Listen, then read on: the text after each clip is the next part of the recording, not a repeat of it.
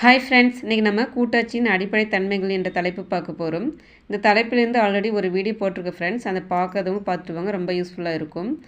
இந்திய அரசமைப்பின் ஒற்றையச்சு தன்மையும் அதே போல் அமெரிக்காவுடைய அரசமைப்பு தன்மைக்கும் இரண்டுக்கு வேறுபாடுகள் என்னென்னு பார்க்கலாம். ஒற்றை அரசமைப்பு, இந்தியாவுடைய அரசமைப்பு பார்த்திங்கன்னா ஒற்றை அரசமைப்பு. மத்திய மற்றும் மாநில அரசாங்கங்களுக்கு ஒரே ஒரு அரசமைப்பு தான் உள்ளது. நம்மளுடைய மத்திய அரசாங்கத்திற்கும் மாநில அரசாங்கத்திற்கும் இரண்டும் சேர்ந்த ஒரு அரசமைப்பு இருக்குதுன்னு சொல்கிறாங்க.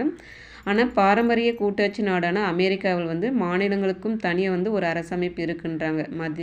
மத்திய அரசுக்கு இருக்குது, மாநிலங்கள் அரசுக்கும் இருக்குது, இரண்டு அரசமைப்பு இருக்குதுன்னு சொல்லியிருக்காங்க. இந்தியாவில் பார்த்திங்கன்னா ஒற்றை குடியுரிமை தான் இருக்குது. நமது நாட்டில் இந்திய குடியுரிமை மட்டுமே உள்ளது. நம் நாட்டில் என்ன குடியுரிமை இருக்குதுன்னு பார்த்திங்கன்னா இந்திய குடியுரிமை மட்டும்தான் இருக்குது. ஆனால் அமெரிக்காவில் பார்த்திங்கன்னா தேசிய குடியுரிமை மட்டுமல்லாது மாநில குடியுரிமையும் காணப்படுகிறது. அமெரிக்காவில்